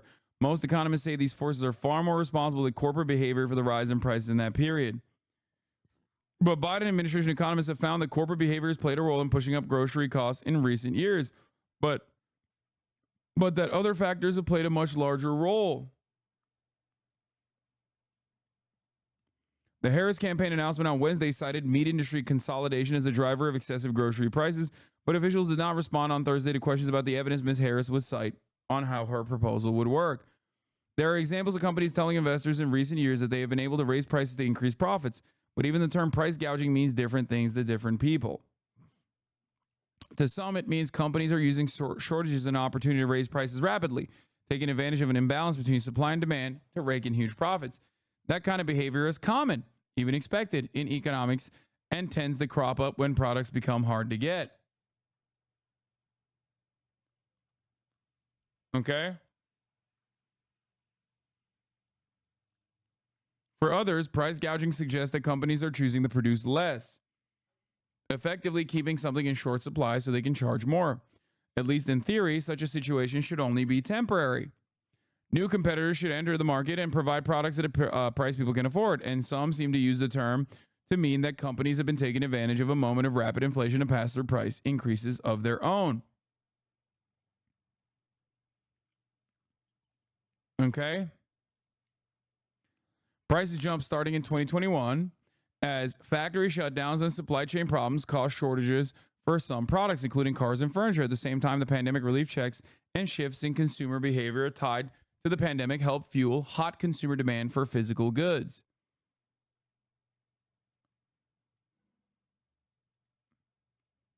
What? How down would you be if meat industry halved itself? Less beef, pork, chicken? First of all, it don't matter what the price of chicken is. Okay, for me, I'm paying it no matter what. Do you understand? I still need to eat, big dog. I gotta fuel these bad boys. Okay, so that's number one. I don't care about the beef part of the things. I'm made up of mostly chicken. Some people just said 50%. It's actually not 50%. Let me tell you. Okay, it's more than that. Inflation remained rapid in 2022, compounded by the start of Russia's war in Ukraine, which helped push up fuel and food prices. That year and in early 2023, it spread into a variety of service prices.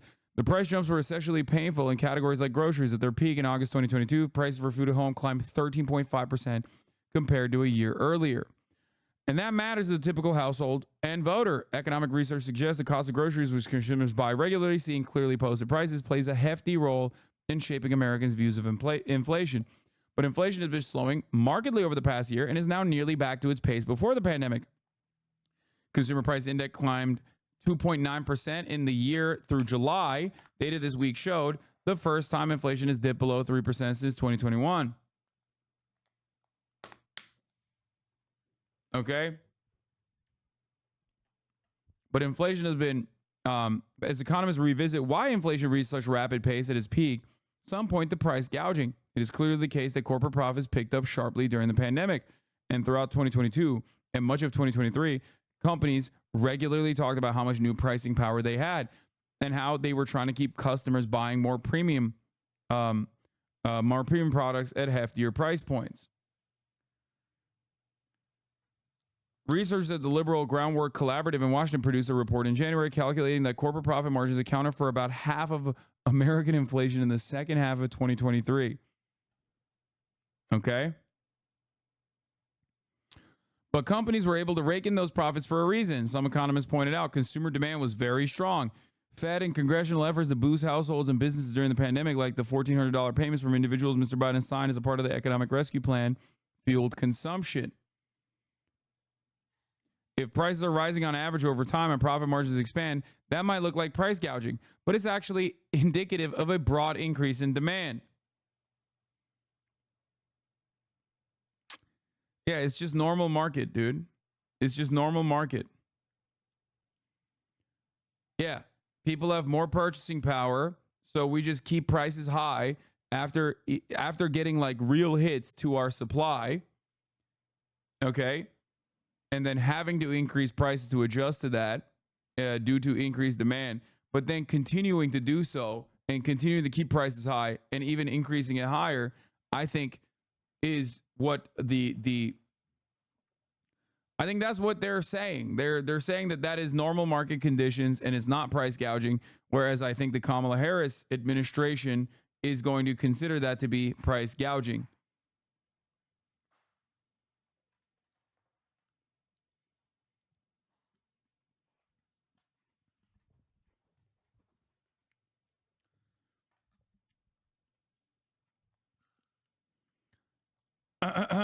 He's written skeptically of claims that corporate behavior is driving prices higher. Such broad increases tend to be the result of expansionary monetary or fiscal policy or both. As hot demand collided with diminished supply, the economy operated more or less as one would expect, several economists said. Without enough goods to meet strong demand, companies began to charge as much as they could for what they did have to sell. Higher prices then product companies to produce more, which helps supply to recover and inflation to cool again. Egg prices went up last year because there weren't as many eggs, and it caused more egg production, said Jason Furman, a Harvard economist formerly in the Obama administration. And even when it came to things like groceries, the jump in prices wasn't all about corporate profits. The pandemic also spurred a rise in nominal worker wages, which has contributed to price increases. Researchers from the Federal Reserve Bank of Kansas City reported last year that rapid job growth in the U.S. economy and the wage increase that came with it were major contributors to rising grocery prices. Yeah, that's crazy because wage increases did not actually keep up with the increases in prices. So I don't know what the fuck they're talking about there. I love this article because it blames virtually everyone but the companies responsible for the price hikes. It's like workers are at fault, okay, because their wages increased. Consumers are at fault because they had more purchasing power. The government printed more money, so now consumers had more money. So then they just went out and they bought the pesky little chickens and the eggs, okay? It's the chickens that are at fault.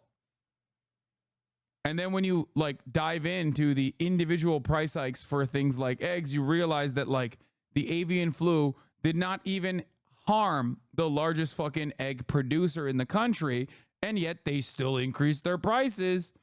Why the fuck did that happen? It almost feels like they saw that and then they increased it in the same way that your landlord goes, well, market conditions dictate that I can now charge you more for the same fucking housing unit.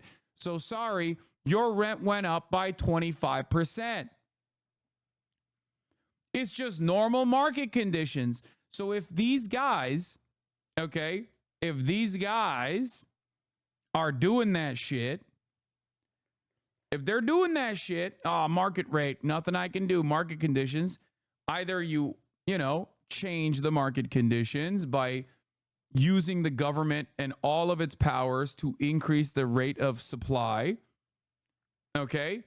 Or you institute price checks, price caps at a certain point, or you go after people who are doing such things, okay? The damn market conditions never let my rent go down was. I know, it's crazy. Like, the egg producers were so nutty. 718% profit last year. 718% profit. They just got away with it. It was crazy. This is only one aspect of it. It's just the most simplistic way, though.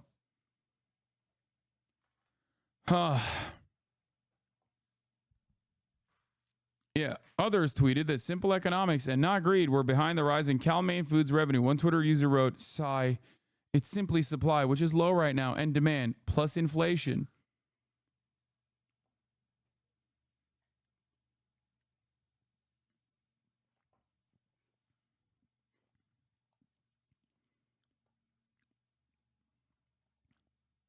The price of eggs skyrocketed in December 2022 when a dozen large grade A egg costs American consumers $4.25 on average. This is more than double what they paid a year before, an average of $1.79 according to data from U.S. Labor Department's Bureau of Labor Statistics. Since then, egg prices have gradually come down across the country, but they still remain much higher than they have been in the past decades, an upsetting change for such a well-loved, traditionally cheap staple. The owners literally admitted what they did, and cucks are still slurping their cummies down and defending them. Yeah.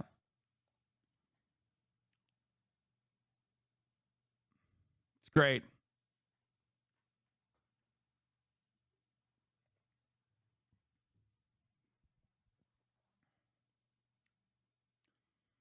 And then they try to gaslight us like they weren't just gouging and manipulating prices.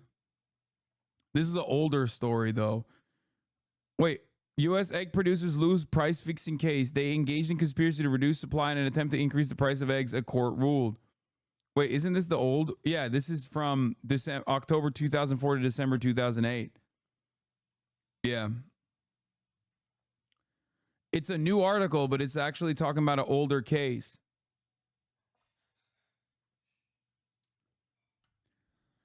The problem with all of this, by the way, and this goes back to the FTC and trust busting, okay, is that corporate consolidation makes it easy, if not damn near the reality, that these guys don't even have to do price fixing. They don't even have to do price leadership, okay? They can just simply set the price. That is the reason why you are supposed to go after monopolies. A government is supposed to do such things in an effort to ensure that it's not one fucking provider. Or if you're gonna not go after monopolies, when industries do monopolize, take it over and nationalize it. Either put up a competitive product from the government when one of them is inevitably failing, okay? Nationalize it in some capacity to have some kind of competitive way of deflating prices, which is terrifying for obviously mega corporations. They don't fucking want that at all, okay? That is precisely the reason why many ISPs have fought long and hard to make it illegal and have succeeded in making it illegal for the government to offer ISP utility, okay, as a form of publicly owned utilities that are significantly better. That's why in places like Chattanooga, right, random places, they just have like incredible bandwidth. You're like, how the fuck did this happen? It's because they offer it as a public utility, okay? But they know, ISPs know that that is impossible to compete against, and it forces them to literally fucking put up a competitive product that they don't want to do because they have to spend more money and that goes into their profit margins. They will instead petition the government to literally make this illegal and succeed, mind you.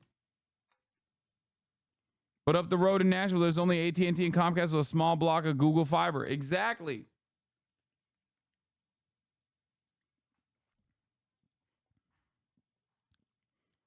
I hate that.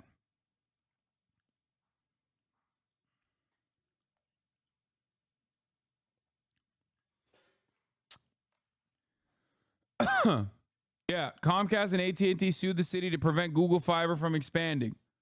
And they do this shit all the fucking time. These are many ways. I know it sounds nerdy. It sounds maybe a little boring. But these are ways in which these mega corporations absolutely offer you an uncompetitive, shitty fucking product for higher and higher prices on a daily fucking basis. A reasonable government that actually does care about the interests of its citizens should be fighting tooth and nail against these mega corporations. But unfortunately, in the United States of America, that's why we joke about how the American government is not a government at all, but actually 50 companies in a fucking trench coat, okay?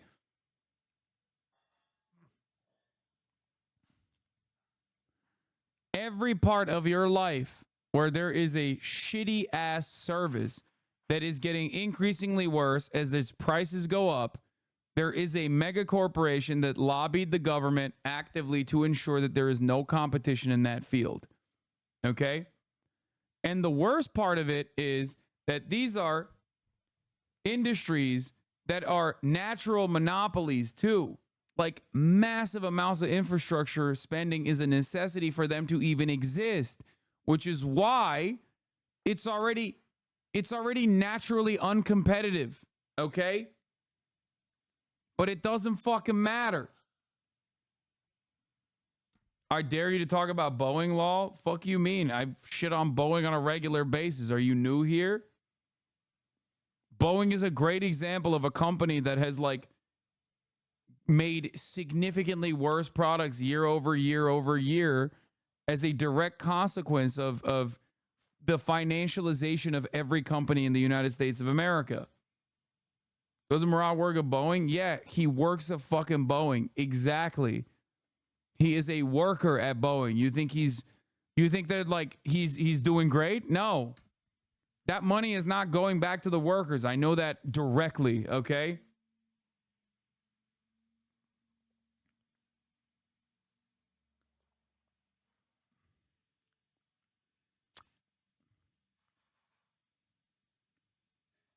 And shittification is a feature of capitalism. Yup. Shitting on Boeing's the most Boeing employee thing to do from a Boeing chatter. Yeah. I don't know if you've ever like talked to someone that actually works at fucking Boeing, but they'll very openly tell you that, like, you know, it's not exactly great. There's literally Boeing employees in the chat right now shitting on Boeing. They got no control over it. The fuck are they supposed to do? They don't make these decisions. Still, some economists suggest that in a world where supply shocks could be more frequent with causes like trade wars, geopolitical instability, and climate change, the government should find ways to prevent corporations from reacting to sudden supply shortages by sharply increasing prices. Isabella Weber, an economist at the University of Massachusetts Amherst, said that shortages and higher raw material costs during the pandemic seemed to work like a coordination tool. Many companies found that they could charge more because their competitors were doing the same. Not price fixing, price leadership. Price leadership is so easy if you have an oligopoly, okay? Not a monopoly, but an oligopoly. You only have if you only have three fucking corporations, they don't need to sit in a fucking cigar smoke filled shadowy back room making these deals. That would be illegal. That'd be price fixing. They can't do that. Ooh, that's illegal. No, no, no. But what they can do is look at, I don't know, the other leading competitor increasing their prices and go, oh shit, great, let's do that.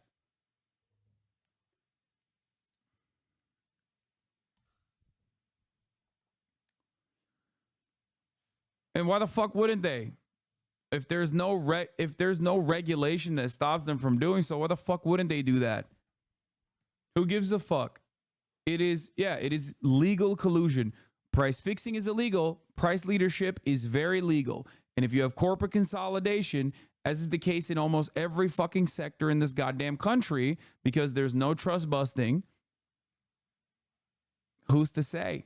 Who's to say you can't do that?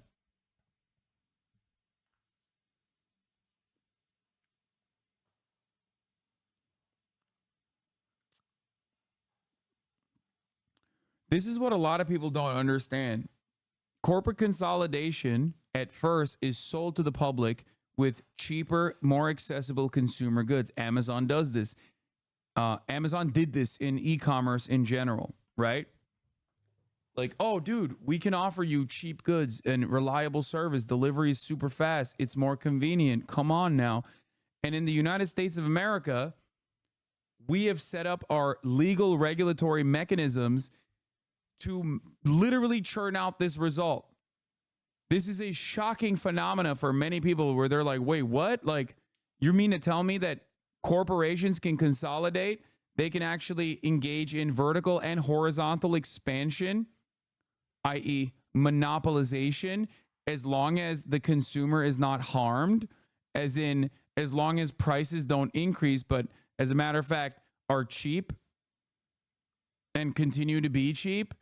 Yes, the answer is yes. You are not allowed to fucking trust bust if a actual corporation is monopolizing and keeping prices low.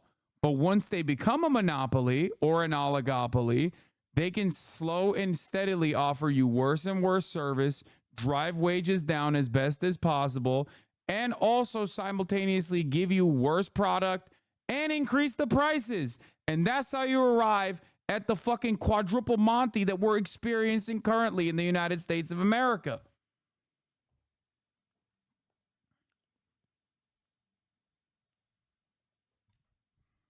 That's how it works. That's how it's always worked in America. That's why you get shittier products, planned obsolescence, and you know, the same exact fucking good that's like marginally improved year over year.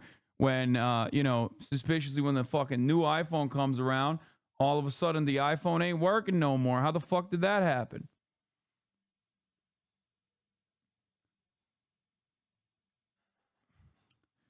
That could set a worrisome precedent. Isabella Weber, an economist at UMass Amherst, said the shortages and higher raw material costs That allowed them to maintain or even increase profits. That could serve as a worrisome precedent, she said. In future shocks, companies may not feel much urgency to rapidly fix supply chain problems, aware that they can pull in big profits in the meantime. This was additionally fucked up in the used car market and in the car market in general. They realized that they didn't have to retain any fucking inventory, which is costly, and just skyrocket prices. That shit was crazy. That shit was actually fucking crazy. That was one of the nuttiest parts of the pandemic, where they literally would just be like, oh shit, what are you gonna do? Not fucking buy a car? You need a car. There's no public transit. There's no competitive product that the government is supposed to offer you. So what are you gonna do? Walk to work? No, you can't walk. There's no fucking sidewalks. You can't take the bus. There's no buses. What are you going to fucking do? You need a fucking car. Turns out when you need a fucking car, because there's no competitive, like anything offered by the government, all of a sudden, these motherfuckers don't even need to keep up the inventory. That's very costly. There's a risk there. When you have a large inventory, there's a risk. Maybe you can't sell out all the fucking cars, right? They realized they could just jack up the prices and maintain this fucking small inventory, and boom, their profits skyrocket. And while the businesses are likely to ramp up production at lower prices in the long term, they would eventually face consumer pushback or lose out to competitors. Even a temporary period of very high inflation can be very tough on the average person. Oligopolies by nature create market inefficiencies for consumers. There's no incentive to sell at the market rate. Lack of competition gives no incentive to invest, to become more innovative or competitive. Yes.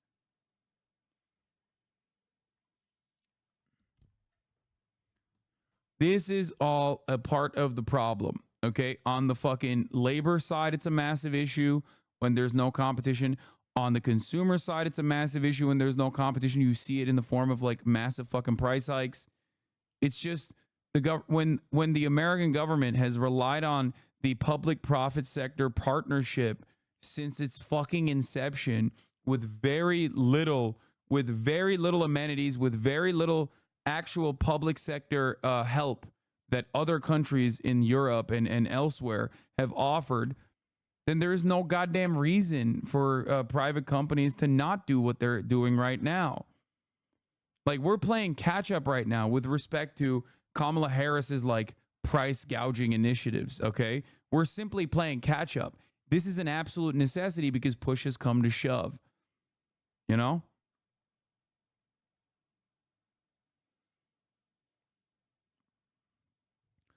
If the worst of times for ordinary people ends up being the best of times for some corporations, she said, people may feel cheated. Some sort of basic social contract is kind of crumpling. It is. She applauded Ms. Harris's plan to combat grocery price gouging. Mr. Furman, by contrast, said there was a risk that policies meant to curb corporate price gouging could instead keep the economy from adjusting. If prices do not rise in response to strong demand, new companies may not have had as much inclination to jump into the market to ramp up supply. This literally has not happened in America, and it literally does not happen. So why the fuck are you saying this? This is the worst part about fucking Econ Andes. Okay? The worst part about Econ Andes is they are the ones who are fucking lying. They claim that socialists are just like lying about the economy. Oh, it's just fucking, you made that shit up. That's not how this works. Okay? When in fact, they are the ones who are lying. They keep talking about a fucking thing that is not happening as though it should happen. They keep chirping about market conditions when normal market conditions just never exist. Okay? If there was a regular supply demand curve, then there wouldn't be a multi-billion-dollar industry that specifically is designed to make the average consumer make inefficient purchase decisions as a consumer. Okay? I'm talking about PR and marketing. That's not a, like, it's so fucking stupid. People don't make, if there were also normal market conditions, we'd have to factor in inelastic demand, for example. They never talk about that in terms of, like rational actors.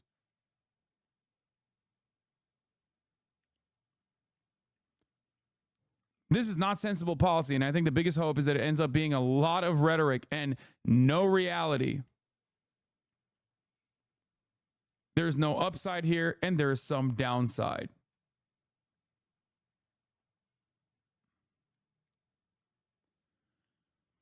Huh.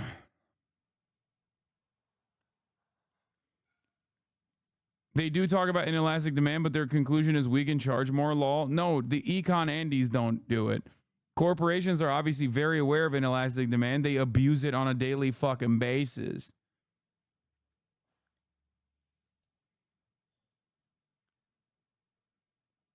Hasan, you would love to reach billionaire status, though. Don't lie. There's no difference in my way of existence, in what I do, with the current amount of money I have versus $1 billion fucking dollars. Nothing would meaningfully change in my life. Nothing has meaningfully changed in my life outside of like the additional purchasing power that I have to be able to improve.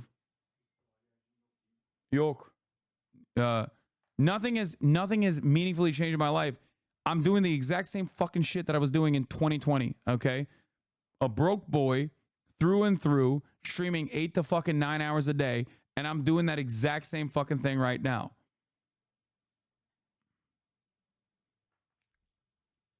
The only thing that has changed is that I have all of these additional fears and all this additional weight that was on my shoulders on a daily fucking basis that you all experience once you become economically independent and no longer live with your fucking parents. The constant fucking specter that is haunting you at the end of the month where you're like, I need the budget. Can I actually pay for this Uber? Can I actually pay for these things that I want to fucking purchase for myself? I don't have to worry about those things. So it's a massive weight that is lifted off my shoulder. But that's why there's diminishing returns when you look at happiness and the amount of money that you're making once you reach a certain point of financial freedom. Okay? That is a massive, massive anxiety-inducing thing that every single person carries with themselves on a daily basis. But rich people are fucking lying to you when they make it seem like they just consistently have to make more fucking money. Okay? They don't. It's bullshit. Once you are at a point of financial freedom where you don't have to fucking worry about like rent or whatever, when you don't have to worry about like utility bills and shit like that, it's over. Beyond that point, you don't need any fucking extra shit. Okay?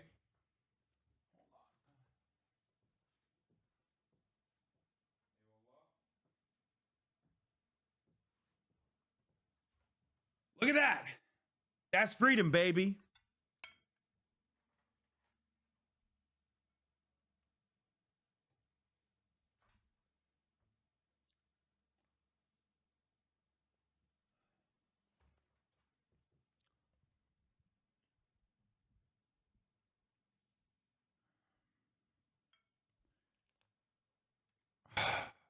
I mean, freedom you can have as well when you have when you are, you know, living with your parents.